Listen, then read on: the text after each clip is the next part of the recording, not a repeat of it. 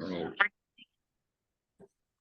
All right, in this episode of Bare Knuckle Bowker, very excited to be chatting with an individual competing on June 14th as part of Havoc FC's proceedings involving both bare knuckle and MMA. Should be a very intriguing heavyweight bare knuckle throwdown as Don Wonch takes on Lee Meehan, and great getting to have Lee on the show. How's your day going so far there, Lee? that's going great. Just did some stuff at the gym earlier and going back to teach a few lessons and some classes tonight and get some work in for my fight later on. So should be good. Yeah, and I guess just to that point, just with this being your second bare knuckle boxing fight, like how, if at all, have you kind of like, I guess, refined the preparations or maybe not, maybe refine's not the word, but just like changing the methodology? Like, did you glean anything from that first fight that's benefiting you leading into this next one? Um, Not really. I mean, to me, it's the same. People ask me if it's different than regular boxing or whatever, and to me, it's not. I mean, obviously, without the gloves on, there's a higher risk of getting cut, from a knuckle or something. But to me, it's the same as like an MMA fight. The pace is the same as it's fast. Where others, Muay Thai boxing, people tend to pace themselves a bit more and work the jab and all that type of and feel it out. But I find that MMA is more fast paced generally, and the bare knuckle boxing is definitely faster than that. You can kind of get after it, which I like. And other than that, it's just that to me, it's the same. Just always working on trying to be in shape so you can blast as hard as you can for as long as you can. That's my strategy, anyway. So it sometimes works, sometimes doesn't. So yeah. Yeah, and I was asking, I believe it was Grayson Wells and Steve Roy who had fought on the last like bare knuckle throwdown there. They'd fought for the Havoc heavyweight title. I was kind of asking them about the rule set just because in bare knuckle, like BKB in Europe has more of like an at range kind of style without the clinch fighting, whereas in BKFC and BYB domestically, we often see like that clinch fighting. Like it seemed like the Havoc rules are more of an at range kind of bare knuckle style with not really as much of the active clinch component. Is that your understanding of the rule set they have? Yeah, it was kind of frustrating because I was expecting, the bare knuckle rules they're using in the States, and the commission wasn't allowing it on that show. It was just regular boxing rules, but bare knuckle, which I was disappointed in because I like that. I like the dirty boxing clinching stuff they allow on the fight show, on the cards in the States. So I guess it depends, when BKFC went to River Cree and by Edmonton there were allowed to use their traditional rules, even though they were going with the Central Commission that was overseeing it. So, yeah, frustrating that different people get different rules. And when you request something, you're like, oh no, we're using this. So it doesn't make sense to me. But again, that's that's the whole commission thing. And to me, what drives me crazy with commissions. Um, yeah. Anyways, whatever the rule sets will be, I mean, I'm ready to fight, so it doesn't really matter. I'm not saying I need that clinching stuff for my game. It just adds a component to it that from MMA that we like.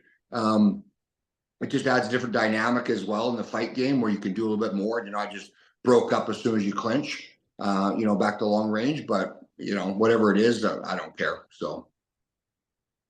Yeah, no, I hear you. I kind of get that too. Just almost makes it more of a multifaceted form of combat. But maybe that speaks to, I guess, just how compartmentalized some of the commissions can be throughout Alberta, where there's not as much that overriding provincial kind of commission and more like municipality or like smaller region based almost. Yeah. Yeah, for sure. Yeah, and again, why does one organization that's deemed in a commission's eyes, they're a big show from the States comes up, they're allowed to dictate what rules are allowed, but a local show doesn't have any say. They have to go by what the commission says. Why do they bow down to someone they think is bigger or better when they're not? They're just another promotion. So that's the hypocrisy of the whole things that commissions do that drive me crazy, right?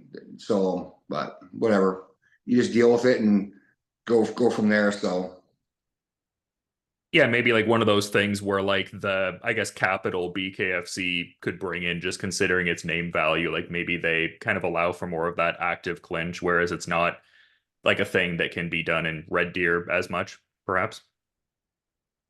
Yeah, there's no reason why it shouldn't be done. It's just a matter of what rules are you allowing and what format are you allowing, and the referees are experienced, so they know what to allow and not to allow. It's up to the commission to say, oh, we will allow you to use full rule sets or partial rule sets, and no different than amateur fighting where like Lethbridge allows ground and pound head kicks for first fight as an amateur because we're fighting amateur, just no knees or elbows to the head. Where then you go to Calgary, you go to Central Commission, and you can't do ground and pound, and then you can't do head kicks at all. And even if you have more than 3 fights, you're still allowed head kicks. But the commission will sanction a kickboxing fight on the same card and allow head kicks for an amateur fighter, right? But not Yeah. allow it for an amateur MMA fight.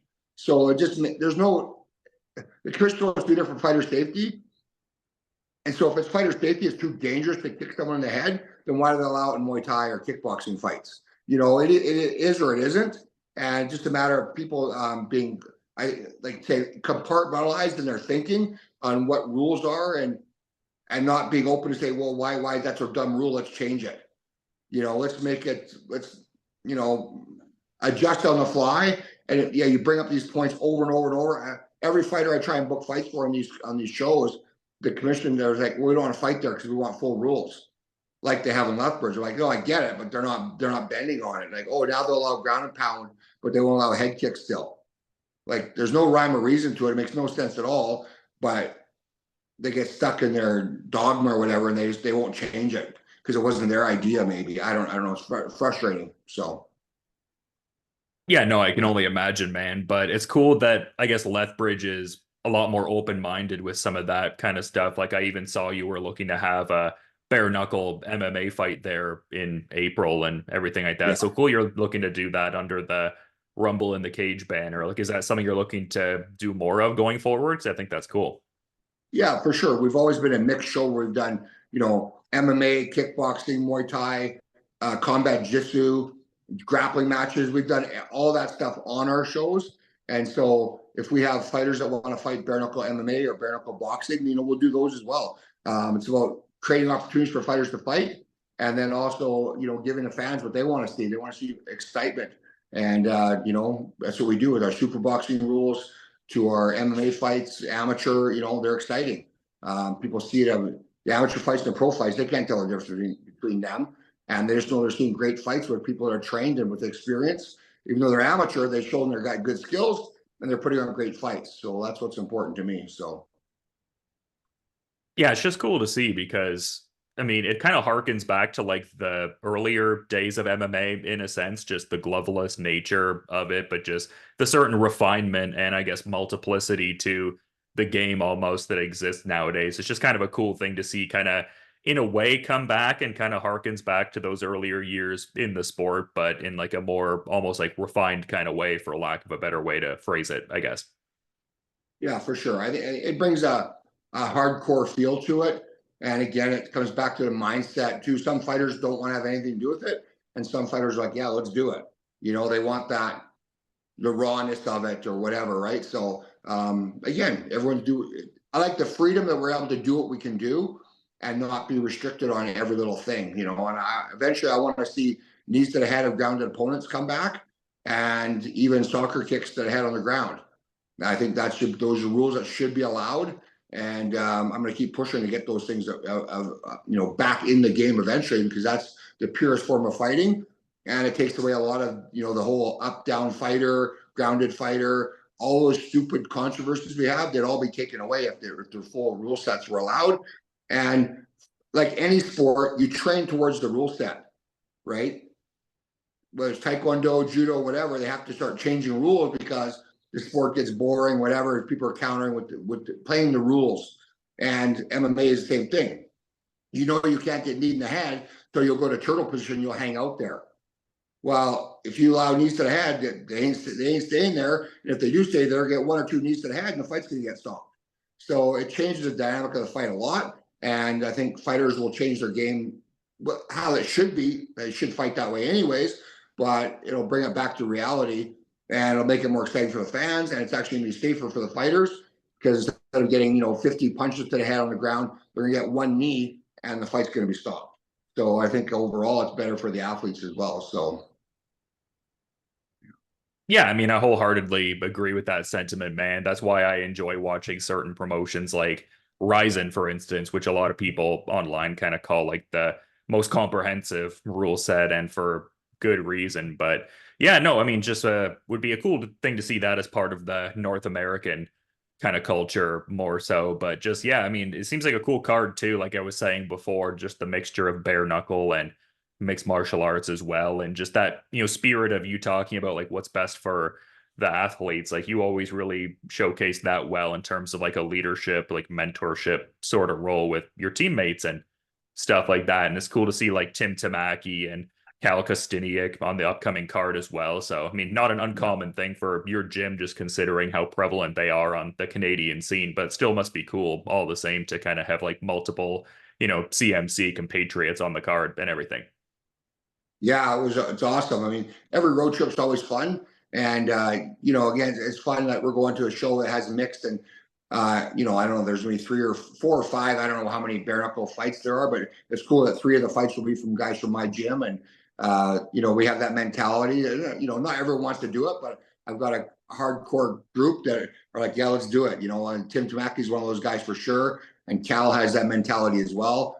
He's new to the sport, but he has the old school mentality. Let's just go fight and see what happens. And I love that. And so it's going to be a lot of fun. Red Deer's always a great crowd. The fans are awesome. The promotion's awesome. Friends with those guys for a long time. And always look forward to going there, whether I'm coaching or whatever. And fighting there is even more fun. So I look forward to it with my teammates. And we're going to go down there and spill some blood. And it's going to be a great time. Yeah, and it's cool with yourself and your opponent here, just in terms of like each of the attachments you both have to, I guess, like the domestic like resurgence of bare knuckle boxing, just with Don Wonch having previously fought under that rule set a few years ago and whatnot. And I believe that was in the medicine hat area there, that Bobby Brent's fight that he had. Like, what are your thoughts on his overall skill set and just what he may or may not bring to the table in this upcoming fight here with him? Yeah, he actually fought in Lethbridge on Z Promotions Fight Night. That was the first ever sanctioned bare knuckle boxing fight in Canada. Yeah, yeah. Other people say, it was Red Deer was whatever, but technically, that was the very first ever.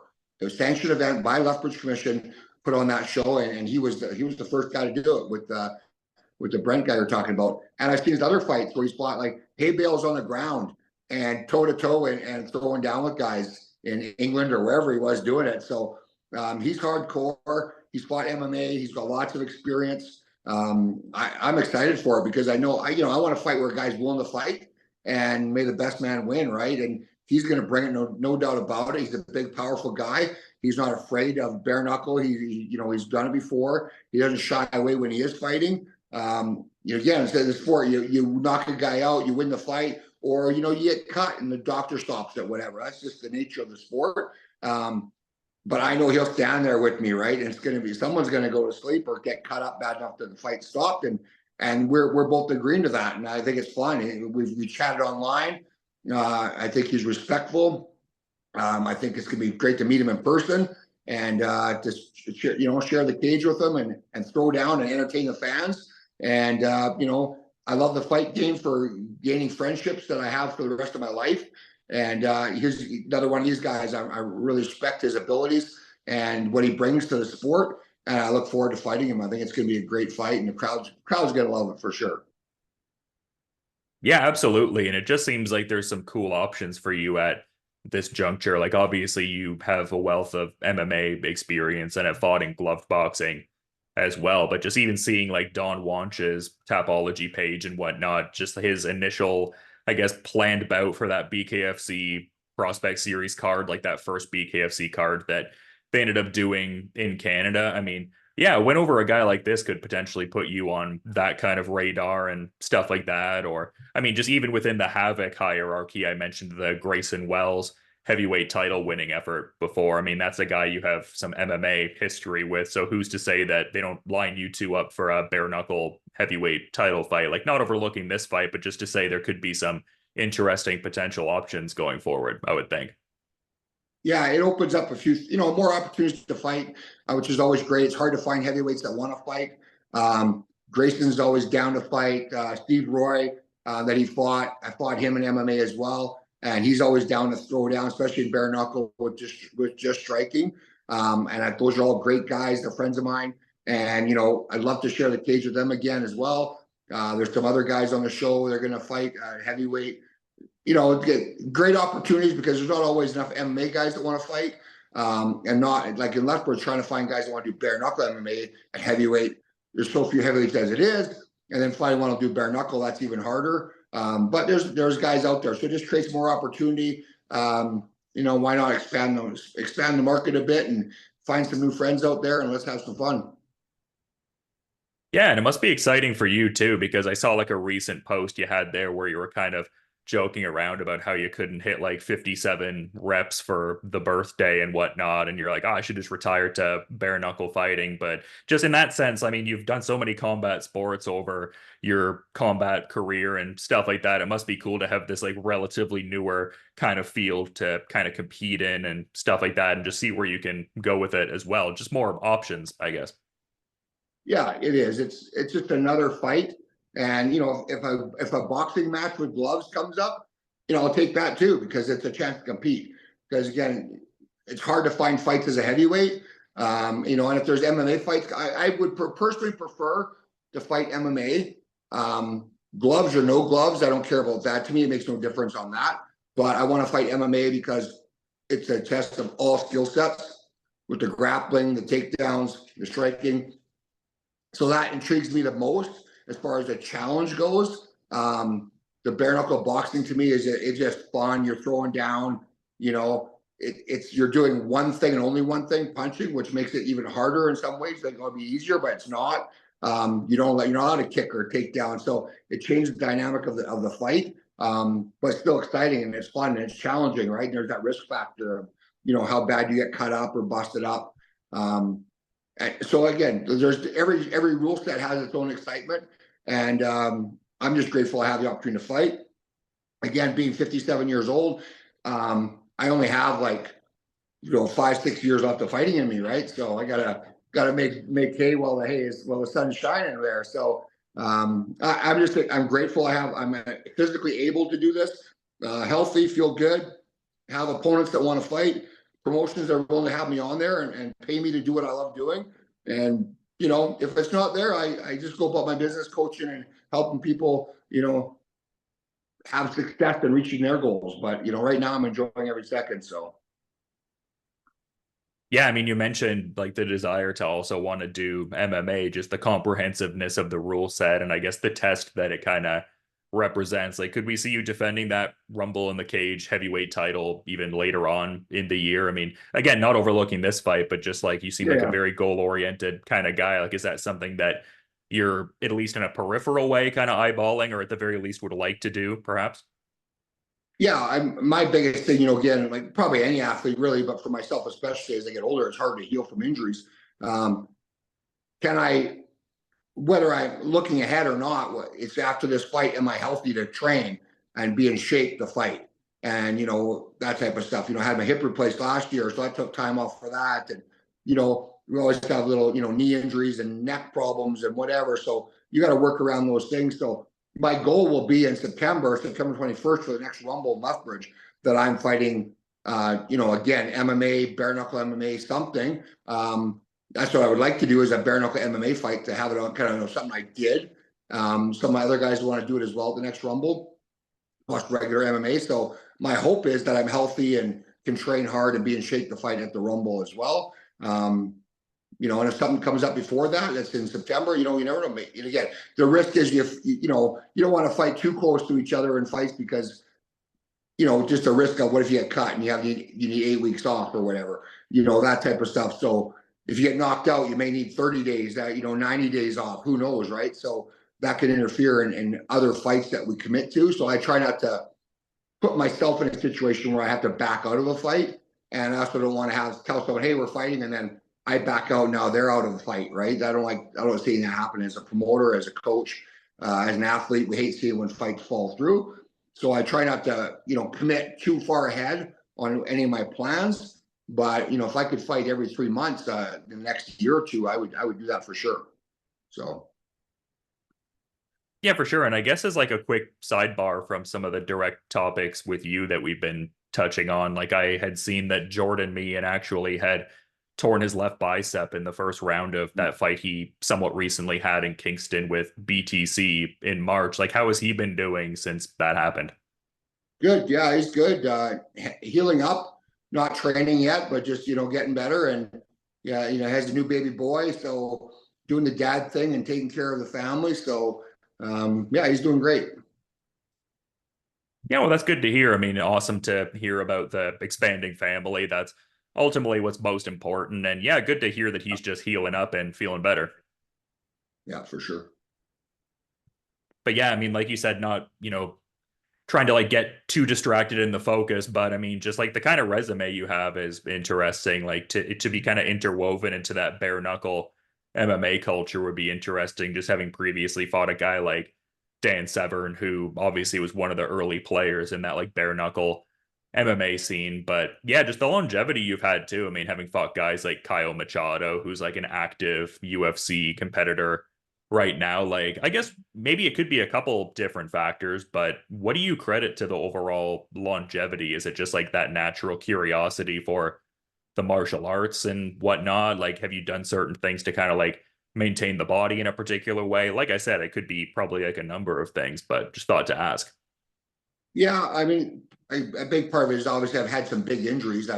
In my lifetime of since starting martial arts, I've had six major surgeries. You know what I mean? So that's 6 months off for each one. So that's interfered in my ability to train and my ability to fight, all that stuff. So those are one of my reasons why I want to fight more now to make up for the time I lost. I also didn't start fighting until I was 32, when most people are kind of quitting, right? So I started late. So I don't have the miles on me in some capacity like other guys do that started when they were younger, right? So there's days when I think, man, I can't fight, I can't even train because of an injury, and then I get it rehabbed and fixed up, and I feel good, and I'm back at it, and want to scratch that itch and get challenge myself and see what things I've been working on physically, mentally. What can I do to improve on in the fight? Much as you try it in the gym, it doesn't happen, right, unless it's actually in a fight. To me, and that's my take on it. So yeah.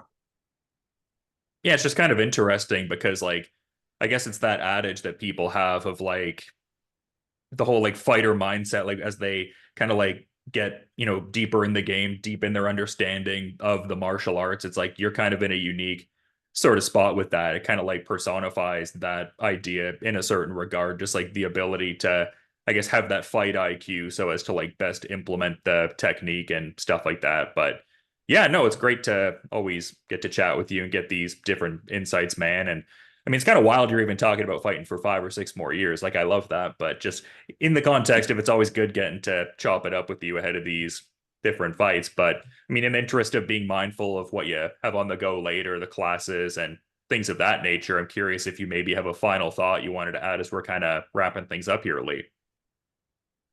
No, I'm grateful for everyone involved in the sport, from the media, like what you do, to let people know about what's going on, the promoters for doing what they do. It's a thankless job, lots of work for no money.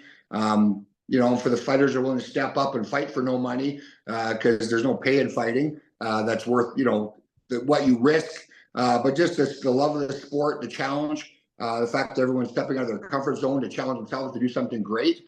I think that's what's important, because those challenges, we're willing to step up and do those type of things, shows character of the person, and they're the people that will step up when the real challenges in life come. They're not going to back down from things that get difficult, and those are the people I want to surround myself with. When the world falls apart, I want to know who I can call on. I want them to know they can call on me, and that's what we got to be ready for, and physically and mentally ready to be tough. So. Yeah, it's an awesome parting thought, man. I appreciate you again making the time to come on. It's always good getting to glean different insights from you. I mean, you have knowledge in so many different roles in the combat sports space, and cool to see this upcoming bare knuckle fight with Havoc FC against Don Wonch on June 14th. So, yeah, again, thanks so much for making the time, man. I'll be checking out the fight when it goes down. But until then, Lee, you have a good rest of your night. Thank you. Awesome. Thanks for having me on.